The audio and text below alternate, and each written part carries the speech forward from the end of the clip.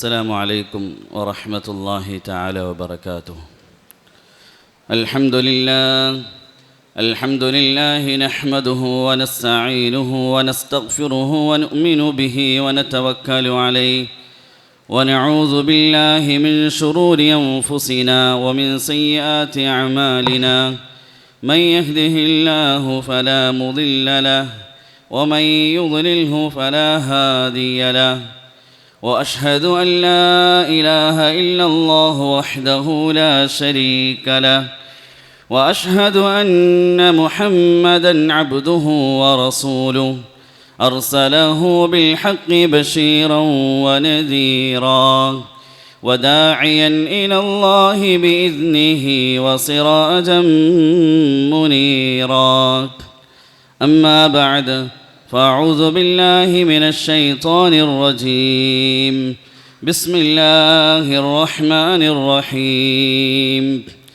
إن الله يأمر بالعدل والإحسان وإيتاء ذي القربى وينهى عن الفحشاء والمنكر والبغي يعظكم لعلكم تذكرون.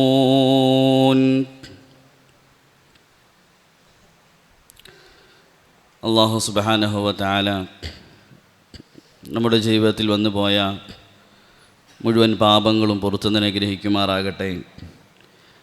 ബാക്കിയുള്ള ജീവിതം അള്ളാഹുവിനെ തൃപ്തിപ്പെടുത്തി ജീവിക്കുവാനും മരണപ്പെടുമ്പോൾ പരിശുദ്ധ കലിമ ചൊല്ലി മരണപ്പെടുവാനും അള്ളാഹു തൗഫീഖ് നൽകി അനുഗ്രഹിക്കുമാറാകട്ടെ. ബഹുമാനമുള്ള മുഅ്മിനീങ്ങളെ, സഹോദരന്മാരെ, നാം ജീവിക്കുന്ന ഈ ഭൂമി, ഈ ദുന്യാവ്, അത് നിർഭയത്വത്തിൻ്റെയും സമാധാനത്തിൻ്റെയും സന്തോഷത്തിൻ്റെയും സ്ഥലം ആവുക എന്നത് നാം ഓരോരുത്തരുടെയും ആവശ്യമാണ്. ശരിയായ നിലയിൽ ഭൂമിയിൽ നിർഭയത്വമുള്ളൊരു ജീവിതം ഉണ്ടാകുമ്പോഴാണ് നമ്മുടെ ഉത്തരവാദിത്തങ്ങൾ ശരിയായി പൂർത്തീകരിക്കാൻ സാധിക്കുന്നത്.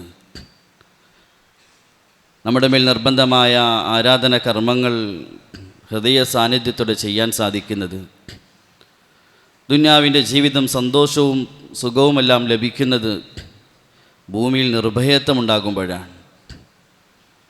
അതുകൊണ്ട് തന്നെ റസൂലുള്ളാഹി സ്വല്ലല്ലാഹു അലൈഹി വസല്ലമയുടെ പ്രധാനപ്പെട്ട ദുആകൾ തങ്ങൾ അള്ളാഹുവിടെ എപ്പോഴും നിർഭയത്വമുള്ളൊരവസ്ഥ ചോദിക്കുമായിരുന്നു. ചന്ദ്രപ്പിറവി കാണുമ്പോൾ തങ്ങൾ ദുആ ചെയ്യുമായിരുന്നു, അല്ലാഹുമ്മ അഹില്ലഹു അലൈന ബിൽ അംനി വൽ ഈമാൻ. അല്ലാഹുവേ, ഈ മാസം സമാധാനത്തിൻ്റെ നിർഭയത്തിൻ്റെ മാസമാക്കണമേ. അല്ലാഹുമ്മ അസ്തുർ ഔറാതിന വ ആമിൻ റൗആതിന. സല്ലല്ലാഹു അലൈഹി വസല്ലമയുടെ പ്രഭാത ദുആകൾ കാണാം. നിർഭയത്വമുള്ള ദിവസം തങ്ങൾ ചോദിക്കുമായിരുന്നു. ബഹുമാനപ്പെട്ട ഇബ്രാഹിം നബി അലൈഹി സ്വലാത്തു വസ്സലാമിൻ്റെ പ്രധാനപ്പെട്ട ഒരു ദുആ, റബ്ബി ജഅൽ ഹാദാ ബലദൻ ആമിന. അള്ളാഹു ഈ നാടിനെ നിർഭയത്വമുള്ളൊരു നാടാക്കി തീർക്കണമേ. അപ്പോൾ ഭൂമിയിൽ നിർഭയത്വമുള്ളൊരവസ്ഥ ഉണ്ടാവുക എന്നത് നമ്മുടെ ഏറ്റവും വലിയ ആവശ്യമാണ്. ജീവിതം സന്തോഷത്തിലാകാൻ, നമ്മുടെ മേൽ നിർബന്ധമായ കടമകൾ പൂർത്തീകരിക്കാൻ, നമ്മുടെ ഇബാദത്തുകൾ ഹൃദയ സാന്നിധ്യത്തോടെ ചെയ്യാൻ നിർഭയത്വം ആവശ്യമാണ്. എപ്പോഴാണ് ഭൂമിയിൽ നിർഭയത്വം ഉണ്ടാകുന്നത്? അതിന് മനുഷ്യരായ നമ്മളിൽ ഒരു പ്രധാനപ്പെട്ട ഒരു ഗുണം, ഒരു സ്വഭാവം ഉണ്ടാകണം. അത് അദിലാണ്, നീതിയാണ്. നീതിയുള്ള ജീവിതം മനുഷ്യർക്കിടയിൽ ഉണ്ടായാൽ ഭൂമി നിർഭയത്വത്തിൻ്റെ സ്ഥലമായി മാറും. എപ്പോൾ മനുഷ്യനിലും നീതി നഷ്ടപ്പെട്ടു പോകുന്നു, പിന്നെ ഈ ലോകം നരകതുല്യമായി മാറും. ഒരു രാജ്യത്ത് നീതിയില്ലാതായാൽ, നീതിബോധമുള്ളവർ ഇല്ലാതായാൽ പിന്നെ രാജ്യം നരകതുല്യമായിരിക്കും. ഒരു വീട്ടിൽ താമസിക്കുന്നവർക്കിടയിൽ നീതിബോധം നഷ്ടപ്പെട്ടാൽ പിന്നെ അത് ദുഃഖത്തിൻ്റെ ഗേഹമായി മാറും.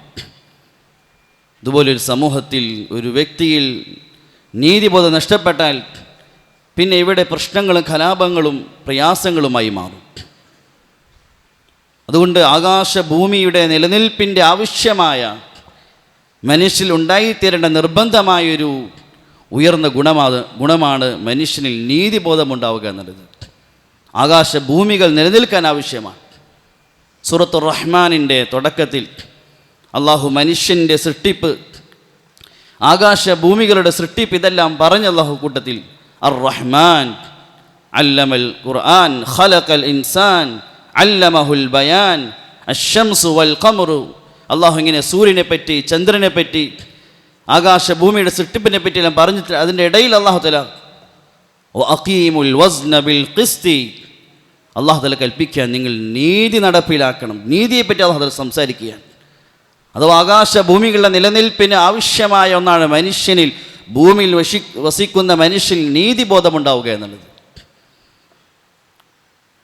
ഖിയാമത്ത് നാളിന് മുൻപ് കടന്നു പോകുന്ന കാലഘട്ടങ്ങൾ, ഏറ്റവും സുന്ദരമായ കാലഘട്ടം ജീവിതം ഈസാ നബി അലൈഹിസ്സലാത്തു വസ്സലാമിൻ്റെ വരവിന് ശേഷമാണ്. തൂബാ ലി ഐഷിൻ ബഅദൽ മസീഹ് സല്ലല്ലാഹു അലൈഹി വസല്ലം പറഞ്ഞു, ഏറ്റവും നല്ല സുന്ദരമായ സന്തോഷകരമായ ജീവിതം ഈസാ നബി അലൈഹിസ്സലാത്തു വസ്സലാമിൻ്റെ വരവിന് ശേഷമാണ്. എത്രത്തോളം തങ്ങൾ പറഞ്ഞു, ഒരു വിത്ത് ഒരു പാറയുടെ പുറത്തേക്കിട്ടാൽ അത് അവിടെ നിന്ന് മുളയ്ക്കുന്നതാണ്. അത്രയും ഐശ്വര്യമായിരിക്കും, വളരെ സമാധാന ജീവിതമായിരിക്കും. ഒരു സിംഹത്തിൻ്റെ മുന്നിൽ കൂടി മനുഷ്യൻ നടന്നു പോയാൽ അത് ഉപദ്രവിക്കുകയില്ല. മനുഷ്യനെ ഉപദ്രവിക്കുന്ന ഒരു പാമ്പിൻ്റെ മുന്നിൽ കൂടി മനുഷ്യൻ നടന്നാൽ ആ ജീവി മനുഷ്യനെ ഉപദ്രവിക്കുകയില്ല. അത്രയും നിർഭയത്വമുള്ള ഐശ്വര്യമുള്ള കാലഘട്ടമായിരിക്കും. എന്തുകൊണ്ടാണ് ഈസാ നബി അലൈഹി സ്വലാത്തു വസ്സലാമിൻ്റെ വരവിന് ശേഷം ഭൂമിയിൽ ലയൻസിലന്ന ഈസ ഇബ്നു മറിയം അദിലൻ വഹക്മ, അദ്ദേഹം ഭൂമിയിൽ നീതി നടപ്പിലാക്കും.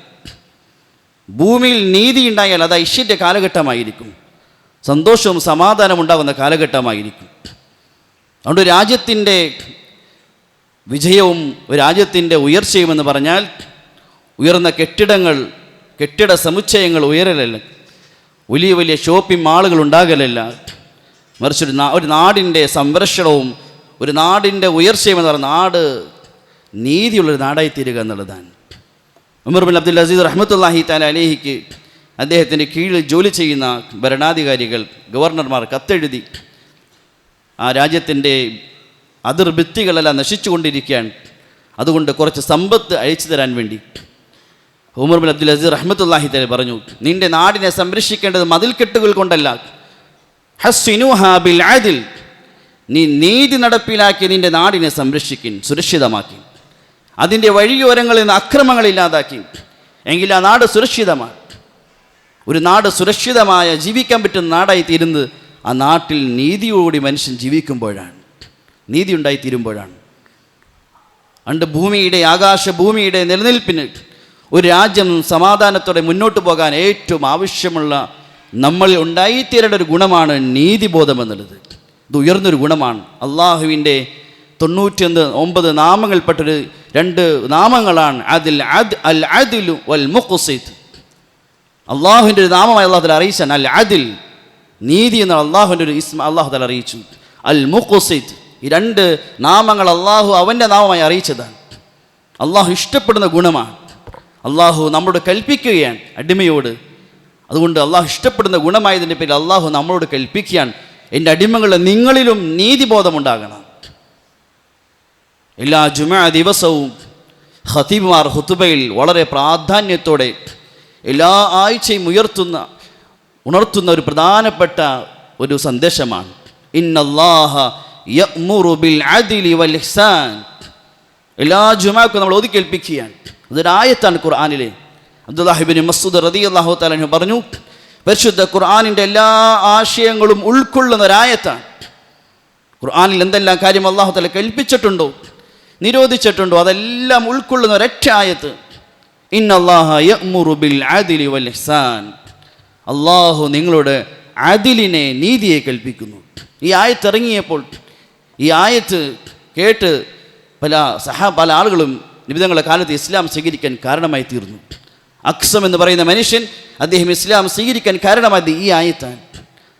ഉസ്മാൻ ബിൻ മളൂൻ എന്ന് പറയുന്ന സഹാബി, അദ്ദേഹം പറയുന്നു, ഞാൻ ജാഹിലിയ കാലഘട്ടത്തിൽ നബി സല്ലല്ലാഹു അലൈഹി വസല്ലമയുമായി വലിയ സ്നേഹബന്ധമുണ്ടായിരുന്നു, അതുകൊണ്ട് ഞാൻ ലജ്ജ കാരണം ഞാൻ ഇസ്ലാമിലേക്ക് വരികയുണ്ടായി തങ്ങളുമായി ബന്ധത്തിൻ്റെ പേരിൽ. പക്ഷെ എൻ്റെ ഹൃദയത്തിൽ ഇസ്ലാം ഉറച്ചിരുന്നില്ല.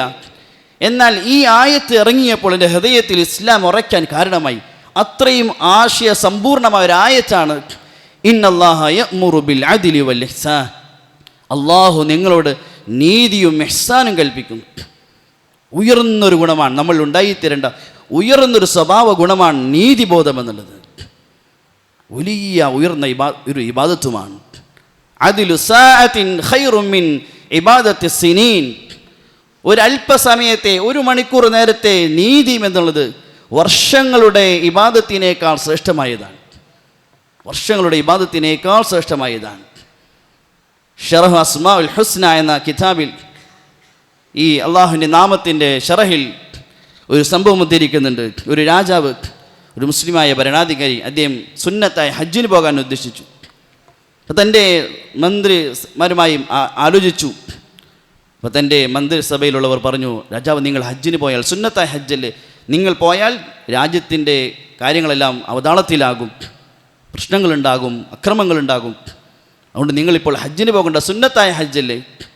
അപ്പോൾ രാജാവ് പറഞ്ഞു, എനിക്ക് ഹജ്ജിൻ്റെ കൂലി കിട്ടാൻ എന്ത് ചെയ്യണം?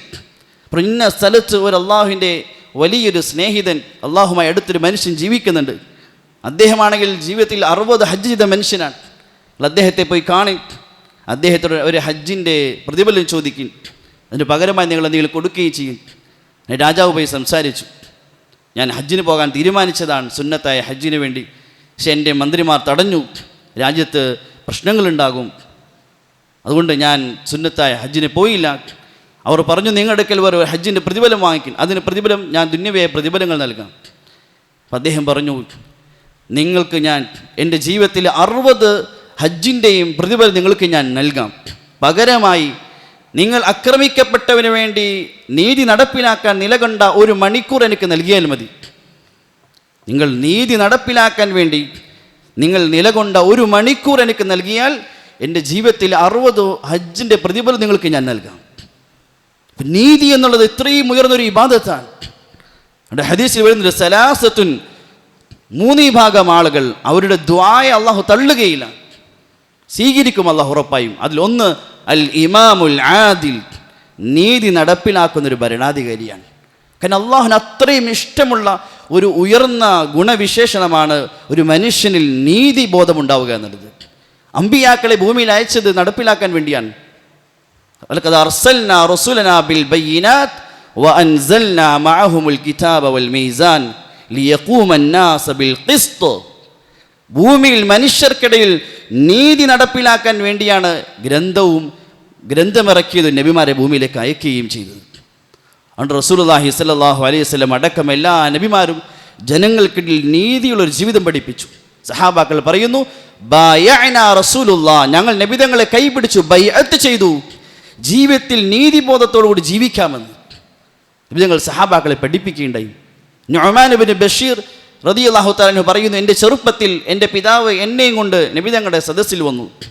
എൻ്റെ പിതാവ് പറഞ്ഞു, ഞാൻ നുഅ്മാനോട് വലിയ ഇഷ്ടമായതിൻ്റെ പേരിൽ നുഅ്മാന് ഞാൻ ഇന്ന കാര്യങ്ങൾ ഞാൻ സമ്മാനമായി കൊടുത്തു.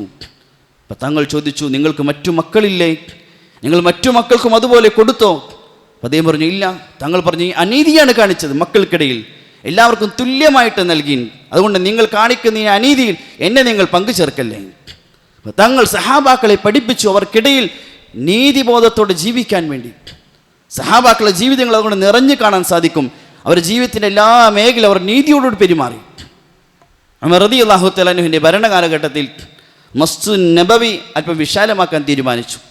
മസ്ജിദുൻ നബിയോട് ചേർന്ന് അബ്ബാസ് റളിയല്ലാഹു തആല അൻഹു താമസിച്ചിരുന്നു. അബ്ബാസ് റളിയല്ലാഹു തആല അൻഹുവോട് ഉമർ റളിയല്ലാഹു പറഞ്ഞു, നിങ്ങളുടെ ആ സ്ഥലം പള്ളിക്ക് നിങ്ങൾ വിൽക്കണം. അദ്ദേഹം പറഞ്ഞു, ഞാൻ വിൽക്കുകയില്ല. പറഞ്ഞു, എങ്കിൽ നിങ്ങൾ അതിനെ സമ്മാനമായി എനിക്ക് നൽകണം. അബ്ബാസ് എന്ന് അതും ഞാൻ തയ്യാറില്ല. എങ്കിൽ നിങ്ങൾ സ്വന്തം ഇഷ്ടപ്രകാരം പള്ളിക്ക് നൽകണം. അദ്ദേഹം പറഞ്ഞു, ഞാൻ അതിനും തയ്യാറില്ല. ഉമർ റളിയല്ലാഹു പറഞ്ഞു, എങ്കിൽ ഞാൻ രണ്ടാലും നിങ്ങൾ ചെയ്യേണ്ടി വരും. ഒന്നുകിൽ ഞാൻ നിർബന്ധമായ സ്ഥലത്തെ പള്ളിക്ക് വേണ്ടി എടുക്കും, ഇല്ലെങ്കിൽ നിങ്ങൾ നൽകണം. രണ്ടാലൊന്ന് ചെയ്യൽ നിർബന്ധമാണ്. അപ്പോൾ അബ്ബാസ് റളിയല്ലാഹു തആല പറഞ്ഞു, എങ്കിൽ നമുക്കിടയിൽ ഒരാളെ വിധികർത്താവായി തീരുമാനിക്കും. അങ്ങനെ ഉബയ്യ് ഇബ്നു കഅബ് റളിയല്ലാഹു തആല അൻഹുവിനെ മൂന്നാമതായതിൻ്റെ ഇടയിൽ മധ്യസ്ഥനായി തീരുമാനിച്ചു. ഉബയ്യ് റളിയല്ലാഹു തആല അൻഹു ഉമർ റളിയല്ലാഹു തആല ചോദിച്ചു, ഉമർ, നിങ്ങൾക്കൊരിക്കലും ഇത് എടുക്കാൻ സാധിക്കുകയില്ല. അദ്ദേഹത്തെ തൃപ്തിപ്പെടുത്താതെ അദ്ദേഹം സ്വന്തം ഇഷ്ടപ്രകാരം നൽകാതെ ഈ സ്ഥലത്തെ പള്ളിയോട് ചേർക്കാൻ സാധിക്കുകയില്ല. ഉമർ റളിയല്ലാഹു അൻഹു ചോദിച്ചു, നിങ്ങൾ എവിടെ നിന്നാണ് ഈ വിധി ഉണ്ടാക്കിയത്? ഖുർആനിൽ നിന്നാണോ ഹദീസിൽ നിന്നാണോ? പറഞ്ഞു, നബി തങ്ങളുടെ ഹദീസിൽ നിന്നാണ്. സല്ലല്ലാഹു അലൈഹി വസല്ലം പറഞ്ഞിട്ടുണ്ട്, സുലൈമാൻ ബിൻ ദാവൂദ് അലൈഹിസ്സലാം, സുലൈമാൻ നബി അലൈഹിസ്സലാം ബൈത്തുൽ മുഖദ്ദസ് പണിതപ്പോൾ ഒരു ഭിത്തി പണിയുകയും ആ ഭിത്തി പണിത് കഴിയുമ്പോൾ പൊളിഞ്ഞു വീഴുകയും ചെയ്യും, വീണ്ടും പണിയും, അത് പൊളിഞ്ഞു വീഴുകയും ചെയ്യും. അപ്പോൾ അല്ലാഹു തആല വഹി ഇറക്കിയ സുലൈമാൻ ആ പണിയുന്ന ഭിത്തിയുടെ സ്ഥലം അത് മറ്റൊരു മനുഷ്യൻ്റെതാണ്, അത് അനർഹമായി നീ പള്ളിയിലേക്ക് ചേർത്താൽ സാധിക്കുകയില്ല, അതുകൊണ്ട് അദ്ദേഹത്തെ തൃപ്തിപ്പെടുത്തണം. ഉമർ റളിയല്ലാഹു തആല ഈ ഹദീസ്, നബി തങ്ങൾ എന്ന ഹദീസ് കേട്ടപ്പോൾ അബ്ബാസ് റളിയല്ലാഹു തആലന് അത് അദ്ദേഹത്തിന് ഇഷ്ടത്തിന് വിടുകയും ചെയ്തു. ഇസ്ലാമിൻ്റെ ചരിത്രമാണ്, സഹാബാക്കളുടെ ഗുണമായിരുന്നു. ഒരിക്കലും അവരുടെ ഭാഗത്ത് നിന്ന് അനീതി ഉണ്ടാകുമായിരുന്നില്ല. ഒരു കാര്യത്തിലും, ദീനിൻ്റെ കാര്യത്തിലോ അല്ലെങ്കിൽ ഏതെങ്കിലും കാര്യത്തിന് വേണ്ടി ഒരിക്കലും അനീതി ഉണ്ടായ ചരിത്രമേ ഇല്ല. ഉമർ റളിയല്ലാഹു തആല ബൈത്തുൽ മുഖദ്ദസിൻ്റെ താക്കോൽ വാങ്ങിക്കാൻ വേണ്ടി ബൈത്തുൽ മുഖദ്ദസിലെത്തി നടക്കുന്നുണ്ടെങ്കിൽ അസ്ർ നമസ്കാര സമയമായപ്പോൾ ക്രിസ്ത്യാനികളുടെ ദേവാലയത്തിൻ്റെ അടുത്തുകൂടി കടന്നു പോകുമ്പോൾ പാതിരിമാർ പറഞ്ഞു, നിങ്ങൾ അസ്ർ ഇവിടെ ഞങ്ങളുടെ പള്ളിയിൽ നമസ്കരിച്ചു കൊള്ളിൻ, ഞങ്ങളുടെ ആരാധന സ്ഥലത്ത് നമസ്കരിച്ചു കൊള്ളിൻ. ഉമർ റളിയല്ലാഹു പറഞ്ഞു, ഇല്ല, ഞാനെങ്ങനെ നമസ്കരിച്ചാൽ പിന്നെ പിൽക്കാലത്ത് വരുന്ന മുസ്ലിമീങ്ങൾ പറയും ഇത് ഖലീഫ നമസ്കരിച്ച സ്ഥലമാണ്, അതുകൊണ്ട് ഇത് പള്ളിയാക്കണം. അതുകൊണ്ട് ഞാൻ ഒരിക്കലും ആ അനീതിക്ക് ഞാൻ കൂട്ടുനിൽക്കുകയില്ല, അതുകൊണ്ട് ഞാൻ ഇവിടെ നമസ്കരിക്കുകയില്ല. സലാഹുദ്ദീൻ അയ്യൂബി റഹ്മത്തുള്ളാഹി തആലയുടെ ഭരണകാലം വന്നപ്പോൾ, ഖുദ്സ് കീഴ്പ്പെട്ടപ്പോൾ അദ്ദേഹത്തോട് പറഞ്ഞു, ക്രിസ്ത്യാനികളുടെ ഈ ആരാധന സ്ഥലം പൊളിച്ചു കളയും, ഇന്ന് നമ്മുടെ കയ്യിൽ പൂർണ്ണമായ അധികാരം വന്നല്ലോ, നമുക്കിത് പൊളിച്ചു കളയാം, ഇത് പള്ളിയോട് ചേർക്കാം. സലാഹുദ്ദീൻ അയ്യൂബി റഹ്മത്തുള്ളാഹി തആല അലൈഹി എല്ലാ നിലയിലും അധികാരവും എല്ലാ ശക്തിയും ഉണ്ടായിട്ടും അദ്ദേഹം പറഞ്ഞു, ഇല്ല, ഉമർ നിലനിർത്തിയതിനെ ഞാൻ പൊളിക്കുക സാധിക്കുകയില്ല. അതുകൊണ്ട് മുസ്ലിമീങ്ങളുടെ പാരമ്പര്യമായ കൊണ്ടു നടന്ന ഒരു ഉയർന്ന ഗുണവിശേഷണമായിരുന്നു ജീവിതത്തിൽ നീതിബോധം എന്നുള്ളത്. അതൊരിക്കലും മുസ്ലിമീങ്ങൾക്ക് നഷ്ടപ്പെട്ടിട്ടില്ല. അതെന്ന് നഷ്ടപ്പെട്ടോ മുസ്ലിമീങ്ങൾ നിന്ദിതരായിട്ടുമുണ്ട്. അതുകൊണ്ട് നമ്മുടെ ജീവിതത്തിൽ നാം കൊണ്ടു നടക്കേണ്ട, നഷ്ടപ്പെടാതെ സൂക്ഷിക്കേണ്ട വളരെ ഉന്നതമായ ഒരു ഗുണമാണ് ജീവിതത്തിൻ്റെ എല്ലാ മേഖലയിലും നീതിബോധത്തോടെ ജീവിക്കുക എന്നുള്ളത്. പക്ഷേ എന്നാൽ മനുഷ്യൻ്റെ രണ്ട് സന്ദർഭങ്ങളിൽ മനുഷ്യനിൽ നീതി നഷ്ടപ്പെടാൻ സാധ്യതയുണ്ട്. ഒന്ന്, നമ്മളോട് ആരെങ്കിലും അക്രമം കാണിക്കുകയും നമ്മൾ ആരെങ്കിലും ബുദ്ധിമുട്ടിക്കുകയും അങ്ങനെ അവരോട് ഹൃദയത്തിൽ ശത്രുത ഉണ്ടാവുകയും ചെയ്യുമ്പോൾ പിന്നെ അവരോടുള്ള നീതി നമുക്ക് നഷ്ടപ്പെട്ടു പോകും. ആരെങ്കിലും നമ്മളോട് അക്രമം കാണിച്ചു, അങ്ങനെ അവരോട് വെറുപ്പായാൽ, മനുഷ്യൻ്റെ ഹൃദയത്തിൽ ആരോടെങ്കിലും വെറുപ്പുണ്ടായിത്തീർന്നാൽ ആ വെറുപ്പ് നിമിത്തമായി നീതിബോധം മനുഷ്യൻ നഷ്ടപ്പെട്ടു പോകും. അതുകൊണ്ട് അല്ലാഹു തആല അതും ഉണർത്തി, വലാ യജ്രിമന്നകും ശനആന ഖൗമിൻ അലാ അല്ലാ തഅദിലു ഇഅദിലു ഹുവ അഖറബു ലിത്തഖ്വ. ഏതെങ്കിലും ഒരു സമൂഹത്തോടുള്ള നിങ്ങളുടെ ഹൃദയത്തിലുള്ള വൈരാഗ്യവും വിദ്വേഷവും നിങ്ങളെ അനീതിക്ക് പ്രേരിപ്പിക്കല്ലേ. അല്ലാഹു പറയാൻ, നിങ്ങൾ ഉപദ്രവിച്ചിട്ടുണ്ടാകും, നിങ്ങൾക്ക് ലഭിക്കേണ്ട ഓഹരികൾ അർഹതകൾ നൽകാതിരുന്നിട്ടുണ്ടാകും, നിങ്ങളുടെ പള്ളികളെ പൊളിച്ചിട്ടുണ്ടാകും, നിങ്ങൾക്ക് ലഭിക്കേണ്ട അർഹതകൾ നഷ്ടപ്പെടുത്തിയിട്ടുണ്ടാകും. പക്ഷേ അതിൻ്റെ പേരിൽ നിങ്ങളുടെ ഭാഗത്ത് ഒരിക്കലും അല്ലാ തഅദിലു, നിങ്ങൾ അനീതി കാണിക്കരുത്. നിങ്ങളോട് അനീതി കാണിച്ചതിൻ്റെ പേരിൽ തിരിച്ച് നിങ്ങൾ ഒരിക്കലും അനീതി കാണിക്കരുത്. അതിനാ അഖറബു ലിത്തഖ്വ, നീതി കാണിക്കലാണ് തഖ്വയുടെ ഏറ്റവും അടുത്തത് എന്ന് അല്ലാഹു തആല പരിശുദ്ധ ഖുർആനിൽ കൂടി ഉണർത്തുകയും ചെയ്തു. മനുഷ്യൻ്റെ പ്രകൃതിയാണ് ആരെങ്കിലും ബുദ്ധിമുട്ടിച്ചതിൻ്റെ പേരിൽ ആരെങ്കിലും വെറുപ്പുണ്ടായാൽ പിന്നെ സ്വാഭാവികമായി അവരോട് അനീതിയുടെ പെരുമാറ്റങ്ങൾ ഉണ്ടാകും, വാക്കുകൾ ഉണ്ടാകും. ആയിഷ റളിയല്ലാഹു തആലയുടെ മുന്നിൽ വെച്ച് ഹസ്സാൻ ബിൻ സാബിത്ത് റളിയല്ലാഹു തആലയെ പറ്റി തൻ്റെ സഹോദരിയുടെ മകനായ ഉർവത്ത് ബിൻ സുബൈർ റളിയല്ലാഹു തആലഹു ചില മോശമായ കാര്യങ്ങൾ പറഞ്ഞു. അപ്പോൾ ഹസ്സാൻ ബിൻ സാബിത്ത് എന്ന് പറഞ്ഞ സഹാബി ഇഫ്കിൻ്റെ വിഷയത്തിൽ ആയിഷ റളിയല്ലാഹു തആലയ്ക്ക് എതിരെ സംസാരിച്ച ആളാണ്. അദ്ദേഹത്തിന് വീഴ്ച സംഭവിച്ചു പോയി. ആയിഷ റളിയല്ലാഹു ചില വാക്കുകൾ മോശം അദ്ദേഹം പറഞ്ഞുപോയി. അതുകൊണ്ട് സ്വാഭാവികമായും ആയിഷ റളിയല്ലാഹു തആലയ്ക്ക് അവരുടെ വെറുപ്പും ദേഷ്യവും ഉണ്ടാകേണ്ടതാണ്. തന്നെപ്പറ്റി മോശമായി പറഞ്ഞ ഒരു വ്യക്തിയാണ് ഹസ്സാൻ. ആ ഹസ്സാനെ പറ്റി തൻ്റെ മുന്നിൽ വെച്ച് തൻ്റെ സഹോദരിയുടെ മകൻ ചില വാക്കുകൾ പറഞ്ഞപ്പോൾ ആയിഷ പറഞ്ഞു, മോനെ നീ അത് ചെയ്യരുത്. കാരണം ഇന്നഹു കാന യുനാഫിദു അൻ റസൂലില്ലാഹ്, അദ്ദേഹം നബിതങ്ങൾക്ക് വേണ്ടി സമരം ചെയ്ത പദ്യങ്ങൾ ആലപിച്ച് നബിതങ്ങൾക്ക് വേണ്ടി നിലകൊണ്ടൊരു സഹാബിയാണ്. എനിക്കെതിരെ പലതും പറഞ്ഞിട്ടുണ്ടാകാം, പക്ഷേ അതിൻ്റെ പേരിൽ നീ അവനെ കുറ്റം പറയരുത്. സഹാബാക്കളുടെ ഗുണങ്ങളാണ്. അലി റളിയല്ലാഹു തആല അൻഹുവിൻ്റെ മുന്നിൽ വെച്ച് ആയിഷ റളിയല്ലാഹു തആല അൻഹയെ പറ്റി ചില കാര്യങ്ങൾ മോശമായി പറഞ്ഞപ്പോൾ, അഥവാ സഹാബാക്കൾക്കിടയിൽ ചില അഭിപ്രായ വ്യത്യാസങ്ങളുടെ പേരിൽ രണ്ട് വിഭാഗമായി തിരിഞ്ഞപ്പോൾ, ഒരു ഭാഗത്ത് ആയിഷ റളിയല്ലാഹു, ഒരു ഭാഗത്ത് അലി റളി, ഇങ്ങനെ നിന്നിട്ട് പോലും സഹാബാക്കൾക്കിടയിൽ പരസ്പരം അനീതിയുടെ വാക്കുകളും പെരുമാറ്റങ്ങളും ഉണ്ടായില്ല. അലി റളി പറഞ്ഞു, നിങ്ങൾ ഒരിക്കലും അങ്ങനെ പറയരുത്. ആയിഷ നബി തങ്ങളുടെ ദുനിയാവിലെയും ആഖിറത്തിലെയും നബി തങ്ങൾക്ക് ഇഷ്ടപ്പെട്ട ഏറ്റവും ഇഷ്ടപ്പെട്ട ഭാര്യയാണ്. സഹാബാക്കൾക്കിടയിൽ ഒരിക്കലും അനീതിയുടെ വാക്ക് പോലും ഉണ്ടായില്ല. അതുകൊണ്ട് മനുഷ്യന് നീതിബോധം നഷ്ടപ്പെടുന്ന ഒരു സന്ദർഭം ശത്രുത ഉണ്ടാകുമ്പോഴാണ്. രണ്ടാമത്, ഏതെങ്കിലും സമൂഹത്തോടോ ഏതെങ്കിലും പാർട്ടിയോടോ സംഘടനയോടോ വ്യക്തിയോടോ വസ്തുവിനോടോ അമിതമായ പ്രേമമുണ്ടായാൽ അവർക്ക് വേണ്ടി അനീതി കാണിക്കും. ഏതെങ്കിലും വ്യക്തിയോട്, ഏതെങ്കിലും തൻ്റെ പാർട്ടിയോട്, തൻ്റെ സംഘടനയോട്, തൻ്റെ നേതാവിനോടെല്ലാം അമിതമായ പ്രേമമുണ്ടാകുമ്പോൾ അവർക്ക് വേണ്ടി അനീതി കാണിക്കുക എന്നത് മനുഷ്യൻ്റെ പ്രകൃതിയാണ്. ഇത് നമ്മൾ സ്വാഭാവികം നമ്മൾ കാണുന്നതാണ്. പ്രത്യേകിച്ച് ഇന്ന് സമ്പത്തിനോടുള്ള അതിയായ പ്രേമം സാമ്പത്തിക മേഖലയിൽ അനീതി വർദ്ധിക്കാൻ കാരണമായി തീർന്നു. അതിയായ സമ്പത്ത് അത് ഒരുമിച്ച് കൂട്ടണം, വർദ്ധിപ്പിക്കണമെന്ന അതിയായ പ്രേമം സമ്പാദ്യ മേഖലയിൽ അനീതി വർദ്ധിക്കാൻ കാരണമായി തീർന്നു. ഒരു മനുഷ്യൻ്റെ നീതിബോധം തെളിയേണ്ട സ്ഥലമാണ് സമ്പാദ്യ മേഖല എന്നത്. നാം നീതിമാനാണെന്ന് തെളിയിക്കേണ്ട സ്ഥലം സമ്പാദ്യ മേഖലയിലാണ്. അവിടെ വീഴ്ച സംഭവിച്ചു പോകാൻ, നിങ്ങൾ അളവിലും തൂക്കത്തിലും പൂർണ്ണമായി പൂർത്തിയാക്കണം, അളവിനെ പൂർത്തിയാക്കണം.